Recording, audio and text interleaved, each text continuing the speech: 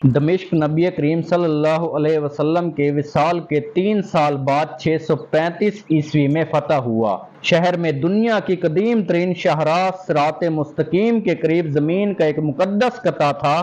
یہ قطع اراضی زمانے قدیم سے متبرک چلا آ رہا تھا۔ رومیوں نے اپنے دور میں اس جگہ خوبصورت معبد بنایا۔ یہ وہاں صدیوں تک عبادت کرتے رہے۔ عیسائیوں کا دور آیا تو یہ جگہ ان کے قبضے میں چلی گئی۔ پادریوں کا خیال تھا کہ حضرت عیسیٰ علیہ السلام دنیا میں دوبارہ تشریف لائیں گے تو وہ آسمان سے اسی جگہ پر اتریں گے۔ پادریوں نے مقام کی نشاندہی کے لیے ایک چبوترا بنایا۔ شام جب مسلمانوں کے قبضے میں آیا تو یہ بھی اسی مقام پر عبادت کرنے لگے۔ یوں یہ جگہ تمام مذاہب کے لیے مقدس بن گئی۔ خلیفہ ولید بن عبد الملک کا دور آیا تو وہاں دنیا کی عظیم ترین مسجد بنانے کا فیصلہ ہوا، لیکن پادری یہ جگہ خالی کرنے کے لیے تیار نہ تھے۔ مذاکرات ہوئے۔ بادشاہ نے دمشق میں شاندار چرچ اور زمینوں کے بدلے عیسائیوں کو راضی کر لیا۔ ولید بن عبد الملک کو جگہ مل گئی، مگر عیسائیوں نے یہ شرط رکھی کہ مسلمان حضرت عیسیٰ علیہ السلام کے مقام واپسی کو نہ چھیڑیں گے۔ خلیفہ نے شرط مان لی۔ خلیفہ نے زمین کے حصول کے بعد وہاں زبردست مسجد تعمیر کروائی۔ تعمیر پر 10 سال میں 11 ملین سونے کے سکے لگے۔ یہ مسجد جامعہ امیہ کہلاتی ہے۔ یہ 1300 سال بعد بھی عالم اسلام کے لیے مقدس اور متبرک مقام ہے۔ حضرت یحییٰ اور حضرت امام حسین رضی اللہ تعالی عنہ کے سر مبارک بھی جامعہ امیہ میں ہی مدفون ہیں۔ مسجد کے 3 مینار ہیں۔ یہ تینوں مینار بناوٹ میں ایک دوسرے سے مختلف ہیں۔ خلیفہ ولید بن عبد الملک نے مسجد کا مشرقی مینار عین اسی جگہ بنوایا جہاں حضرت عیسیٰ علیہ السلام دوبارہ اتریں گے۔ یہ مینار سفید رنگ کا ہے اور لوگ اسے مینار عیسیٰ بھی کہتے ہیں۔ عیسائیوں اور مسلمانوں کے عقیدے کے مطابق دجال شام پر حملہ کرے گا۔ حضرت امام مہدی علیہ السلام بھی دمشق تشریف لائیں گے۔ مسلمان دجال کے مقابلے کے لیے اکٹھے ہوں گے۔ عصر کا وقت ہوگا، بعض روایات میں فجر کا وقت ہوگا۔ نماز کے لیے صفیں درست ہو رہی ہوں گی اور اچانک حضرت عیسیٰ علیہ السلام 2 فرشتوں کے کندھوں پر ہاتھ رکھ کر سفید مینار پر اتریں گے۔ وہ زرد رنگ کی 2 چادروں میں ملبوس ہوں گے اور ان کے بالوں سے پانی کے قطرے ٹپک رہے ہوں گے۔ یہ مسلمانوں اور عیسائیوں کا مشترکہ عقیدہ ہے، لیکن یہ عقیدہ ہمارا موضوع نہیں۔ ہمارا موضوع حضرت عیسیٰ علیہ السلام کا دنیا میں تشریف لانے کے بعد لوگوں کے ساتھ پہلا مکالمہ ہے۔ حضرت عیسیٰ علیہ السلام جامعہ امیہ میں موجود لوگوں کو حکم دیں گے، سیڑھی کا بندوبست کرو، میں مینار سے نیچے اترنا چاہتا ہوں۔ لوگ یہ مطالبہ سن کر ہنسیں گے، عرض کریں گے حضور آپ آسمان سے زمین پر تشریف لے آئے، لیکن آپ کو مینار سے نیچے اترنے کے لیے سیڑھی چاہیے، کیا یہ عجب بات نہیں؟ حضرت عیسیٰ علیہ السلام جواب دیں گے میں اس وقت عالم اسباب میں کھڑا ہوں اور عالم اسباب میں آپ ہوں یا میں، ہم سب اسباب کے محتاج ہیں۔ لوگ یہ سن کر سبحان اللہ کہیں گے، سیڑھی لے آئیں گے اور حضرت عیسیٰ علیہ السلام زمین پر قدم رنجہ فرما دیں گے۔ امام مہدی کی اقتداء میں سنت محمدی کے مطابق نماز ادا کریں گے اور دجال سے مقابلے کے لیے کھڑے ہو جائیں گے۔ جب کتابوں میں یہ واقعہ پڑھا تو عالم اسباب کی ساری تھیوری میری سمجھ میں آ گئی۔ ہم مسلمان خوفناک حد تک ذہنی، نفسیاتی اور روحانی مغالطے کا شکار ہیں۔ ہم پوری زندگی روحانی معجزوں کا انتظار کرتے رہتے ہیں اور اسی انتظار میں یہ تک فراموش کر بیٹھتے ہیں کہ حضرت موسیٰ علیہ السلام کلیم اللہ تھے۔ وہ اپنے عصا سے سمندر کو 2 حصوں میں تقسیم کر دیتے تھے، لیکن وہ بھی اپنی امت کے لیے عالم اسباب کے تقاضے نرم نہ کر سکے۔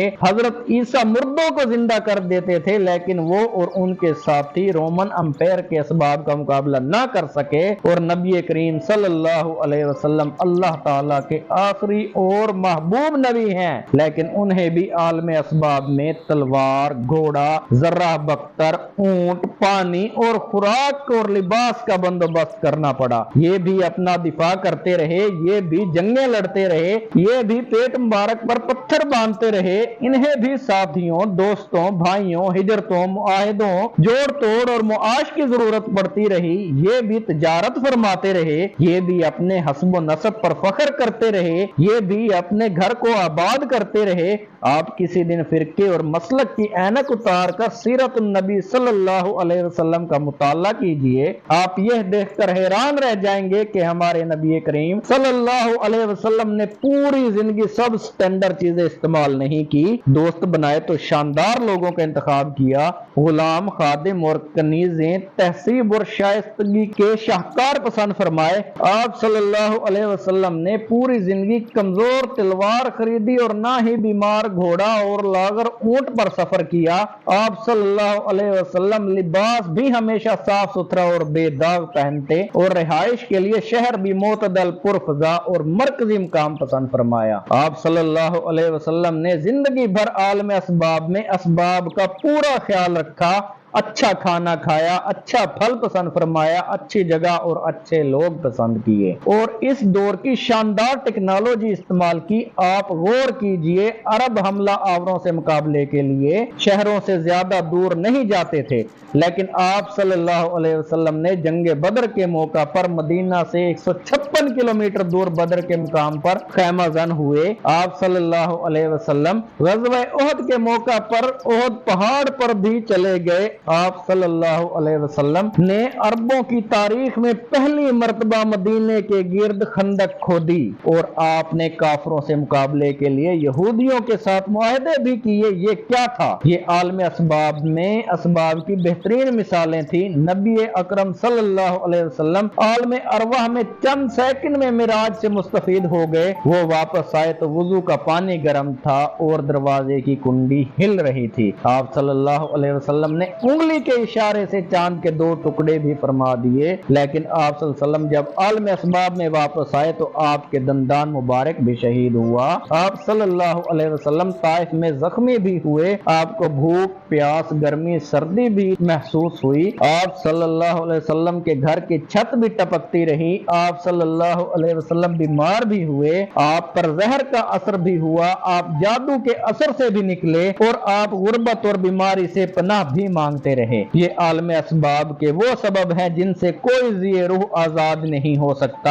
اگر آپ وجود رکھتے ہیں اور آپ کی گردن پر آپ کا سر موجود ہے اور آپ سانسیں لے رہے ہیں تو پھر آپ نبی ہوں، ولی ہوں یا پھر آپ عام انسان ہوں، آپ عالم اسباب کے تمام اسباب کے محتاج ہیں۔ پھر آپ کو مینار عیسیٰ سے اترنے کے لیے سیڑھی کی بھی ضرورت ہوگی، آپ کو پھر حضرت حمزہ کی شہادت کی تکلیف بھی ہوگی، آپ والدہ کی قبر پر آنسو بھی بہائیں گے اور آپ کو تلواروں کی ضرورت، اچھے گھوڑوں، اچھے اونٹوں اور اچھی فوج کی ضرورت بھی ہوگی، آپ کو پھر صاف شفاف پانی، اچھی خوراک، طاقتور قانون، تیز رفتار انصاف، ماہر ڈاکٹر، معیاری تعلیم، رواں سڑک اور شاندار لائف سٹائل کی ضرورت بھی ہوگی اور پھر آپ کو سردی، گرمی، وبا تینوں کا مناسب بندوبست بھی کرنا پڑے گا۔ ہم اگر عالم اسباب میں ہیں تو پھر ہمیں اسباب کا انتظام کرنا پڑے گا، پھر ہمیں ترقی یافتہ قوموں کی طرح سب کو اسٹیٹ آف آرٹ بنانا ہوگا، پھر ہمیں ایسی سیڑھی کا بندوبست بھی کرنا ہوگا جو حضرت عیسیٰ کو مینار سے اتار سکے، ایسی دوائیں بھی ایجاد کرنی ہوں گی جو امت مسلمہ کو صحت مند رکھ سکے، ہمیں ایسی ٹیکنالوجی بھی ایجاد کرنی ہوگی جو سردی میں گرمی اور گرمی میں سردی پیدا کر سکے، ہمیں انسانوں کے سکون اور آرام کا بندوبست بھی کرنا ہوگا،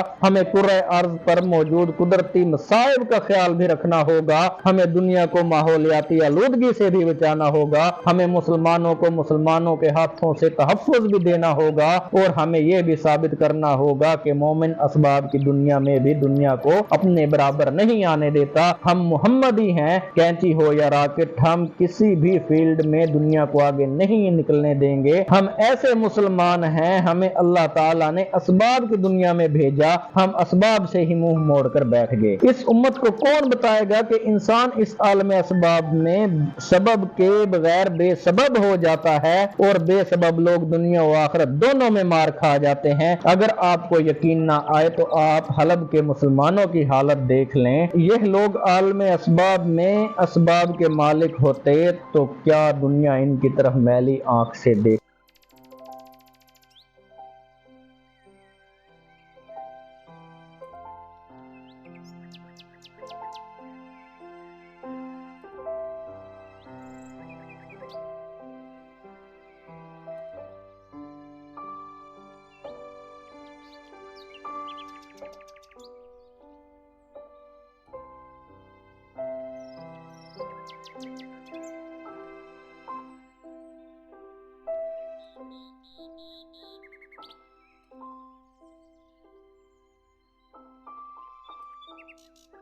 ہے۔